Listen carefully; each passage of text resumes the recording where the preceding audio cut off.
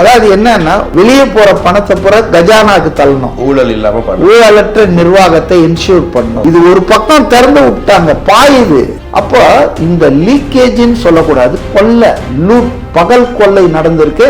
கஜானாவுக்கு போற பாதையை திருப்பி விட்டாங்க முதலமைச்சர். இவங்களெல்லாம் ஆதாரத்தோடு டைம் ஃப்ரேம்ல எல்லாத்தையும் விசாரிச்சு ஒரு ஐபிஎஸ் ஆபீசர் ஐஜியை பொறுப்போட்டு எல்லாத்தையும் சேகரிடா இந்த விஷயங்கள்லாம் பண்ணி அதுக்கு ஒரு வார் ஃபுட்டிங் எடுத்து தண்டிச்சால்தான். வெள்ளை அறிக்கையை வெளியிட்டோன்னா என்ன சொன்னாங்கன்னா, இப்போ தாவேக்காவனால கொடுத்த அந்த பிரம்மாண்ட திட்டங்களை இப்போ செயல்படுத்த முடியாது, அதாக முன்கூட்டி ஒரு கேடைய மாதிரி வெள்ளை அறிக்கையை பயன்படுத்துறாங்கன்னு இப்போ திமுக குற்றச்சாட்டு சொல்றாங்க. அப்ப தாவேக்க அரசு வருமானத்துக்கு என்ன பண்ண போறாங்க? சவாலான படி தாங்க, நான் இல்லைன்னு. ஆனா இட் இஸ் நாட் இம்பாசிபிள். அதாவது இன்னைக்கு 13 லட்சம் கடன்றது அரசாங்க கடன் 10 லட்சம் கோடி தான். இந்த பொதுத்துறை நிறுவனங்கள் இருக்குல்ல, மின்சாரத்துறை, அதுவே 2,40,000. உபயம் செந்தில் பாலாஜி அவர்கள் இன்னைக்கு 1,40,000 பேர் இருக்க வேண்டிய மின்சாரத்துறைக்கு 70,000 பேர் தான் இருக்காங்க. இப்ப நிர்மல் குமார் 15,000 வேலை ஆட்களை எடுக்கிறதுக்கு இப்ப பிளான் பண்ணிட்டு இருக்காரு. ஆக கெடுத்து கீரை வழி ஆக்கிட்டு ஃபுல்லா கமிஷன் தான், கமிஷன், கலெக்ஷன், கரப்ஷன். ஸ்டாலின் பாஷையில சொல்ல போனோம், இபி இஸ் ப்ளீடிங். இன்னைக்கு பல பேரை சஸ்பெண்ட் பண்ணியிருக்காங்க, பல 300 டெண்டரை க்ளோஸ் பண்ணாங்க. செந்தில் பாலாஜியின் திருவிளையாடல்கள் டாஸ்மாகோட நிக்கலைங்க.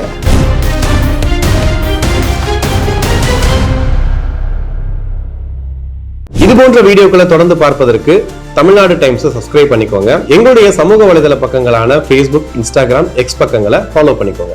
உலகெங்கும் வாழும் தமிழ் நெஞ்சங்களுக்கு கிறிஸ்டியின் அன்பு வணக்கம். இன்று நம்மோடு அரசியல் விமர்சகர் மதிவாணன் இணைஞ்சிருக்காரு. வணக்கம் சார். வணக்கம்.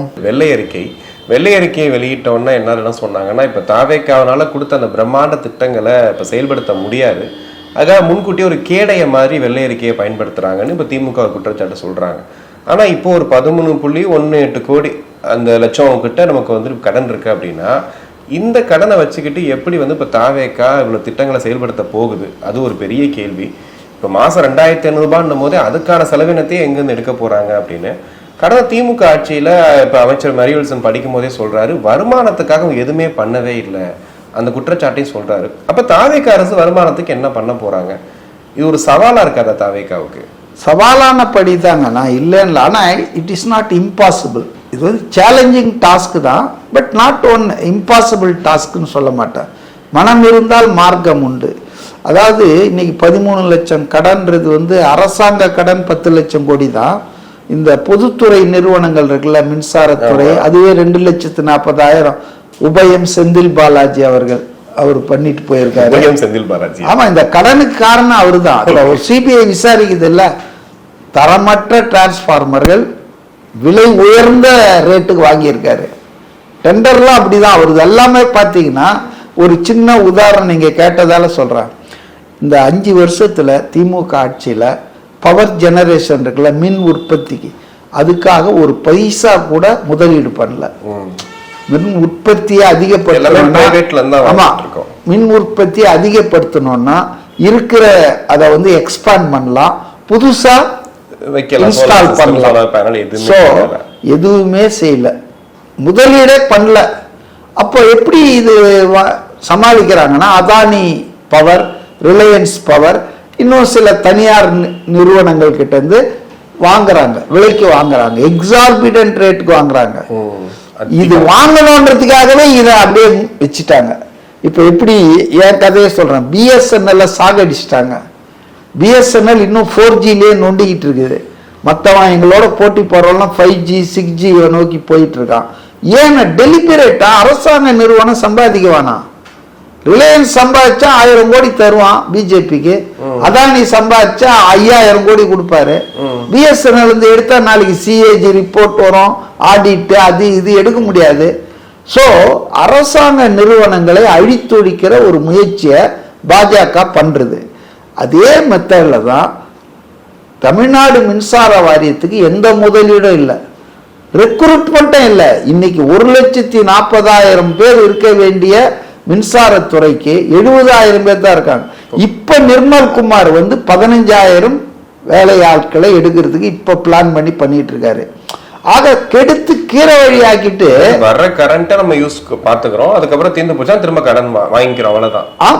பாதி தாங்க நம்ம அது வந்து கவர்மெண்ட் பவர் ஜெனரேஷன்ல நமக்கு 3 ரூபாய் தான் செலவாகுது ஒரு யூனிட் மின்சாரத்தை உற்பத்தி செய்ய.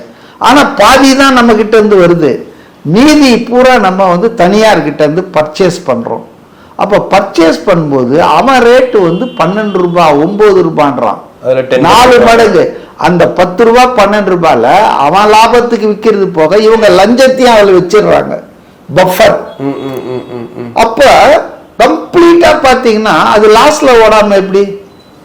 அதே போல இந்த டிரான்ஸ்பார்மர்கள் கொள்முதல் பண்றது, விலை மலிவான மோசமான டிரான்ஸ்பார்மர்களை மிக அதிக விலைக்கு வாங்குறது, ரெண்டுமே மோசம். எல்லாமே கமிஷன் பேசிஸ்ல சொல்றீங்க, ஃபுல்லா கமிஷன் தான். கமிஷன், கலெக்ஷன், கரப்ஷன், ஸ்டாலின் பாஷையில சொல்ல போனோம். அப்ப இந்த மாதிரி தான் அவங்க வந்து இபி இஸ் ப்ளீடிங், அது வந்து அப்படியே ரத்தம் சொட்ட சொட்ட அடிச்சிட்டாரு செந்தில் பாலாஜி. இன்னைக்கு பல பேரை சஸ்பெண்ட் பண்ணியிருக்காங்க, பல 300 டெண்டரை க்ளோஸ் பண்ணாங்க. என்ன டெண்டர் தெரியுங்களா? வந்தா 5வது நாளே க்ளோஸ் பண்ணாரு Nirmal Kumar. Short duration tender அப்படின்னா என்ன தெரியுங்களா? ஒரு டெண்டர் போட்டா 6 மணி நேரத்துல முடிச்சிருவாங்க. அந்த 6 மணி நேரத்துல அந்த டெண்டர் இவங்களுக்கு வேண்டப்பட்ட கம்பெனிகள் மட்டும் அப்ளை பண்ணுவான். வெளி உலகத்துக்கு தெரியும் போதே அது முடிஞ்சு இருக்கும் அந்த டெண்டர். இதுக்கு பேர் அது என்ன நியாயமான ஒரு டெண்டர்? அதான் ஷார்ட் டியூரேஷன் டெண்டர். அதுக்கு ஒரு பேர் வைப்பாங்கல்ல, அது வச்சு டிக்கெட் புக் பண்ண. ஆமா, 300 டெண்டரை க்ளோஸ் பண்ணாரு. எல்லாம் பினாமி கம்பெனிங்க, ஷெல் கம்பெனிங்க. செந்தில் பாலாஜியின் திருவிளையாடல்கள் வந்து டாஸ்மாகோட நிக்கலைங்க. போக்குவரத்து கழகத்துக்குமே சொல்றாங்களே சார், இப்ப 64 ரூபாய் அப்படின்றாங்களே, அப்படின்னும் போது அதுல லாபமும் கிடையாது. அப்படின்னா இப்ப இலவச பேருந்து இவரும் சொல்லியிருக்காரு, தமிழ்நாடு ஃபுல்லா இலவச பேருந்து இருக்காரு சார். அதெல்லாம் வந்து உண்மைதாங்க, லாபத்துல இல்ல, இப்ப மட்டும் இல்ல, கடந்த காலங்களிலும் இல்லை. அதான் நீங்க கேட்ட கேள்விக்கு நான் அட்டெம்ப்ட் டு ரிப்ளை. அதாவது 3 வழிகள் இருக்குது, சேலஞ்சிங் பட் நாட் இம்பாசிபிள். அதான் என்னுடைய இது.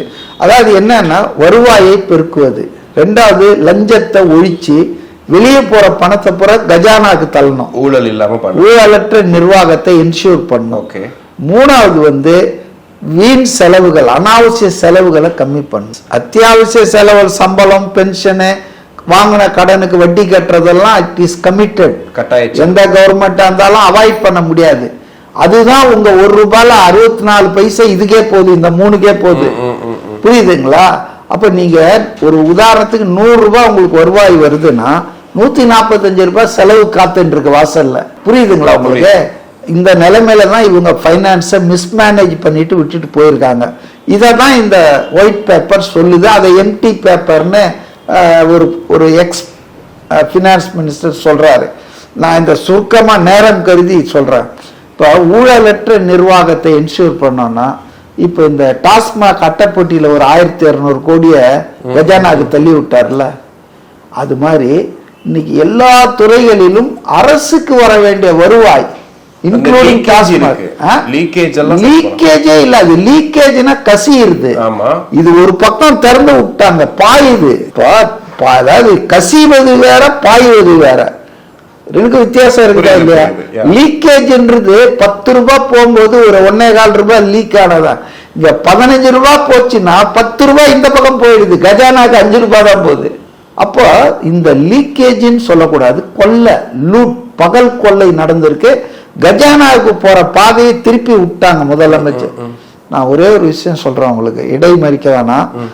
விஜய் வந்து மாமல்லபுரத்துல ஒரு தேர்தலுக்கு முன் பேசின ஒரு கூட்டத்துல பகிரங்கமான ஒரு குற்றச்சாட்டு. நேத்து கூட நான் ஒரு தொலைக்காட்சியில சொன்ன உடனே அந்த திமுக ஆய்வின்னு எகிர்னாரு. அவர் பப்ளிக்கா பேசினார், ஏதோ ரூம்ல கக்கூஸ்ல பாத்ரூம்ல பேசல. அவர் பப்ளிக்கா மைக் போட்டு பேசினாரு. ஸ்டாலின் சார் டாக்ஸ், நம்ம பட்ஜெட் 4.5 லட்சம் கோடி, அதுல 30% ஸ்டாலின் சார் டாக்ஸ், 20 அவருக்கு போகுது, 10 மந்திரிக்கு போகுதுன்னு சொன்னாரு. இன்னைய வரைக்கும் ஒரு பயலும் அதை எதிர்த்து வாயை திறக்கல, மறுக்கல, கண்டிக்கல. ஆதவ அர்ஜுனா ஸ்டாலின் மேல போட்டிருக்கால 100 கோடி மான நஷ்டம், அந்த மாதிரி கூட டிஃபமேஷன் கேஸ் போடல. அப்போ நான் நினச்சிக்கிட்டேன், ஓ இது உண்மைதான் போகிறது, மௌனம் சம்மதம் நினச்சிக்கிட்டேன். நான் ஒரு கணக்கு போட்ட மனசில் 4.5 லட்சம் கோடின்னா 30% ரஃப்லி 1/3 அப்படின்னா 1.25 லட்சம் கோடி வருஷம் அடிச்சிருக்காங்களா. இது ஒரு பக்கம் வச்சுங்க. இவருடைய இந்த உறுதிமொழிலாம் வரும்போது பல பல பண்டிதர்கள், மேதைகள், ஆய்வாளர்கள், வல்லுநர்கள் இருக்காங்க இல்லையா, அவங்கெல்லாம் கணக்கு போட்டு ஒரு கணக்கு சொன்னாங்க, 1 லட்சம் கோடி தேவை இதெல்லாம் நிறைவேற்றணும்னா இருக்குமா தாய்மாமன் சீர் ஃப்ரீ டிரான்ஸ்போர்ட்னாங்க. எனக்கு அது ஞாபகம் வந்துச்சு. ஸோ இவர்தெல்லாம் நிறைவேற்றத்துக்கு 1 லட்சம் கோடி தேவை. இங்க ஒரு வருஷத்துக்கு பட்ஜெட்ல ஸ்டாலின் சார் டாக்ஸை நிறுத்தினாலே 1.5 லட்சம் கோடி வருது. லிங்க் ஆகுத, மேட்ச் பண்ணிடலாம் போல இருக்கு. புரியுதா உங்களுக்கு? ஸோ மனம் இருந்தால் மார்க்கம் உண்டுங்க. ஸோ இந்த பணத்தை கரப்ஷனை ஒழிச்சு கட்டலாம். அனாவசிய செலவுகள் எதை சொல்றேன்னா, விளம்பரங்கள், அரசு விளம்பரங்கள் என்பது பார்த்தீங்கன்னா எல்லையில்லாம போயிட்டு இருக்கு. 1000 கோடி ரூபாய் வருஷத்துக்கு அரசு விளம்பரத்துக்கு செலவு பண்ணா தொலைக்காட்சி, மீடியா, இப்போ அதெல்லாம் இல்லாததால் தான் கடுப்பாயிருக்காங்கன்னு நினைக்கிறேன். மீடியாலாம் பெரிய அளவுக்கு நம்மளை கவனிக்க மாட்டேன்றாங்களா ஆட்சியாளர். விளம்பரம் எதுவுமே வரல. ஆமா, பெருசா எதுவும் இல்லைன்னா 5 பக்கம் வருமே. Times of India, Hindu, Dinamani எல்லாருக்கும் கொடுப்பாங்க, பாரபட்சமின்றி கொடுப்பாங்க. தொலைக்காட்சிகளுங்க அது மாதிரிதான் விளம்பரம் பார்க்க முடியல. இப்பதான் விளம்பரமே இல்லைங்க. அதனாலதான் கடுப்பாகி போயிட்டு ஊடகங்கள் அரசுக்கு எதிரான செய்திகளை ரொம்ப ப்ராமினன்ஸ் கொடுத்து போடுறாங்க. பண்ணட்டும், ஜனங்க எல்லாத்தையும் பார்த்துட்டு இருக்காங்க. ஸோ ஊழல், வருவாய் அதிகரிக்கிறது எப்படி சார்? இப்போ பார்த்தீங்கன்னு சொன்னால் டேக்ஸை ரிச் அண்ட் ரொம்ப அஃபிலியன்ட் செக்ஷன் இருக்கு இல்லையா, அதுக்கு போடு. டாஸ்மாக் விலையை கூட்டு கண்ணா பின்னான்னு 2 சாப்பிட்றவங்க 1 சாப்பிட்டோம். சிகரெட்டு விலையை ஏற்று 1 பாக்கெட் பிடிக்கிறோம், 1/2 பாக்கெட் பிடிக்கிட்டோம். கேளிக்கை இந்த மாதிரி விஷயங்கள்லாம் இருக்குது இல்லை, இதெல்லாம் ஏற்றி விடு. மின்சாரத்து கட்டணத்தை ஏற்றிடாத. காமன் மேன் யூஸ் பண்ற பயமா தான், பஸ் கட்டணமும் மின்சார கட்டணமும் ஏறினுமோன்னு தான் பயமா இருக்கு. ஏறக்கூடாது. அதுக்கு பதிலா யாரால் தாங்க முடியுமோ, யாரால் வழங்க முடியுமோ அந்த சொசைட்டி இருக்காங்க. பணக்காரங்க எல்லாம் இல்லாம இல்ல. டாக்ஸ் ஹாலிடே எல்லாம் கொடுத்துட்டு இருக்காங்க கவர்மெண்ட்ல பெரும் பணக்காரனுக்கு. வெளிநாட்டிலிருந்து வர்ற கம்பெனிக்கு 3 வருஷத்துக்கு உங்களுக்கு வாட்டர் ஃப்ரீயா தரோம், எலக்ட்ரிசிட்டி ஃப்ரீயா தரோம்னு சொல்லிட்டு இருக்காங்க. இஃப் தே ஆர் அஃபோர்டபிள், இதுக்கெல்லாம் முடியும்னா ஏன் குப்பம் சுப்பனுக்கு நீங்க பண்ணக்கூடாது? ஸோ இந்த மாதிரி சில விஷயங்களை பொருளாதார நிபுணர்களை கன்சல்ட் பண்ணி கொஞ்சம் டியூன் பண்ணி ப்ரூன் பண்ணாங்கன்னு வச்சுங்க, கம்ப்ளீட்டா டர்ன் அரவுண்ட் பண்ணலாம். இது பண்ண வாய்ப்பு இருக்கு. அதாவது நான் சொல்றேன்னா, நமக்கு மனசுல நல்லது பண்ணணும் நோக்கம் இருக்கணும். எவ்வளவு அடிக்கிறது, இதுல எவ்வளோ, இந்த டெண்டர்ல எனக்கு எவ்வளோ, இப்படியே போயிட்டு இருந்தா இது தாங்காது. 20 லட்சம் கோடி ஆயிடும். அதுக்கு பதிலா இதை இதுல கட் பண்ணு, இது தேவையில்லை, இங்க வாங்காத, இங்க இது பண்ணு, ஜென்ரேட் பண்ணு. பாருங்க, இப்ப சொல்ற ஒண்ணு, விஜய் முந்தா நாள் ஒரு எலக்ட்ரிசிட்டி இந்த அடிக்கடி பிரச்சனைக்காக ஒரு கூட்டம் போட்டார். இந்த ராதாகிருஷ்ணன்லாம் இருந்தாங்க. அதில் தெளிவாக சொல்லிட்டார், 15,000 கோடி அலாட் பண்றான், 231 புதிய மின் உற்பத்தி நிலையங்கள் ஆரம்பிங்கன்றார். 5 வருஷமா எதுவுமே நடக்கல. ஏன்? இதை கம்மியா வச்சாதான் இங்க வாங்க முடியும். இங்க வாங்கினாதான் கலெக்ஷன் கமிஷன்லாம் கிடைக்கும். எவ்வளோ அதாவது இந்த விச சக்கரம்னு வாங்க, பற்றாக்குறை ஏற்படுத்துவாங்க. ஐயோ போய் வாங்கி வாப்பான்னுவாங்க. இங்க வாங்கினா காசு இவங்களுக்கு வந்துடும். ஆனா இந்த பற்றாக்குறை ஒரு நாளாவது சரி பண்ணா சரி பண்ணாது, அப்படியே ஓட்டும். ஆக கொள்ளையடிப்பதும் சொத்து குவிப்பதும் இதுதான் திமுக ஆட்சியிலுடைய தாரக மந்திரமா 5 வருஷம் இருந்திருக்குதுங்க. இதை யாராலும் மறுக்க முடியாது. என்னுடைய அன்பான வேண்டுகோள் என்னன்னா, முதலமைச்சருக்கு இது நடந்தது, இவங்களோட திருடி இருக்கானுங்க அப்படின்னு காட்டுறது உங்க வேலை இல்லை. அது மட்டும் உங்க வேலை இல்லை. நான் ஒழுங்கா இருப்பேன், நான் பைசா தடவ மாட்டேன், எவனையும் தொட விட மாட்டேன் அப்படின்னா இன்னிலிருந்து ரைட்டு. 5 வருஷமா 10 வருஷமா அடிச்சு கொள்ளை அடிச்சிருக்காங்கல்ல, அவங்களெல்லாம் என்ன பண்ண போறீங்க? விசாரிக்க போறீங்களா? ஆதாரத்தோடு அரசியல் பழி வாங்குதல் வேணாம். ஆனா லட்சம் கோடி அடிச்சு வச்சிருக்கான். ரெட் ஜெயண்ட் ஏன் இப்ப படம் 5 வாரமா போடல?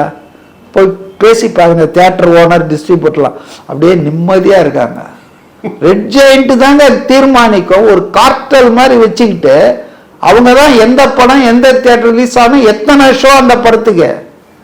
ஒரு பட தயாரிப்பாளர் கண்ணீர் விட்டு கதை எழுதியிருந்தாரு. அவருடைய படத்துக்கு அந்த இது இருக்குல்ல எக்ஸ்பிரஸ் அவென்யூ, அதுல 2 ஷோ கொடுத்துருக்காங்களாம். ரெண்டுமே ராத்திரி 10 மணி ஷோவா.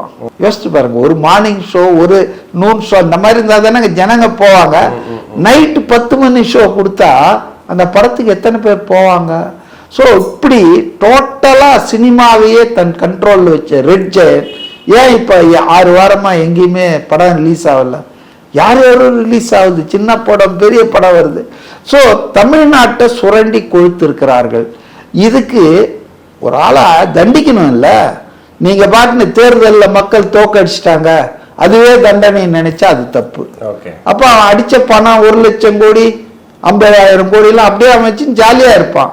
இப்போ இவங்களெல்லாம் ஆதாரத்தோடு ஒரு வழக்கு விசாரணை கமிஷனோ நீதிமன்றத்துக்கு போனீங்கன்னா 4 மாமாங்க ஆயிடும். சொத்து குவிப்பெல்லாம் போகவே கூடாது. தனியா ஒரு இதோ கமிஷன் அமைச்சு டைம் ஃப்ரேம்ல எல்லாத்தையும் விசாரிச்சு ஒரு ஐபிஎஸ் ஆபீசர் ஐஜியை பொறுப்போட்டு எல்லாத்தையும் சேகரிடா இந்த விஷயங்கள்லாம் பண்ணி அதுக்கு ஒரு வார் ஃபுட்டிங் எடுத்து தண்டிச்சால்தான் இனிமேல் இது மாதிரி எவனும் செய்யறதுக்கு தயங்க மாட்டான். இல்லைன்னா இது தொடரும். இவர் ஆட்சி இருக்கிற வரைக்கும் நடக்கும். இப்போ அடிச்சவன்லாம் ரெண்டாவது இவருக்காகவே நான் சொல்றேன், இந்த பணத்தை எல்லாம் வச்சுட்டு இருக்கானுங்களே, இவங்களை நீங்க டச் பண்ணாம விட்டீங்கன்னா உங்க எம்எல்ஏக்கு 100 கோடி கொடுத்து அவன் ரிசைன் பண்ண சொல்லுவான். உங்க ஆட்சியை கவிழ்க்க வைப்பானுங்க. அவன் சும்மா இருப்பான்னு நினைச்சிட்டு இருக்கீங்களா? 1 மாசம் தான் ஆச்சு. என்னெல்லாம் நடத்துவாங்க தெரியுங்களா? எம்பிங்களுக்கே இப்ப 50 கோடி கொடுத்துட்டு இருக்காங்க சிவசேனால. அதனால வந்துங்க பணம் வந்துங்க கண்டிப்பாக பல வேலைகளை செய்யும். அதனால அரசாங்கம் நாம ஒழுங்கா இருந்தா மட்டும் போதாது, நமக்கு முன்னால இந்த நாட்டை சுரண்டி இருக்கிற கூட்டத்தை மக்கள் முன்னால அம்பலப்படுத்தி தண்டனை வாங்கி கொடுத்து அந்த சொத்தை கஜானால சேர்க்கணும். இதுதான் என்னுடைய வேண்டுகோள். கண்டிப்பா சார், நிறைய விஷயங்கள் பேசணும். நேரத்துக்கு நன்றி.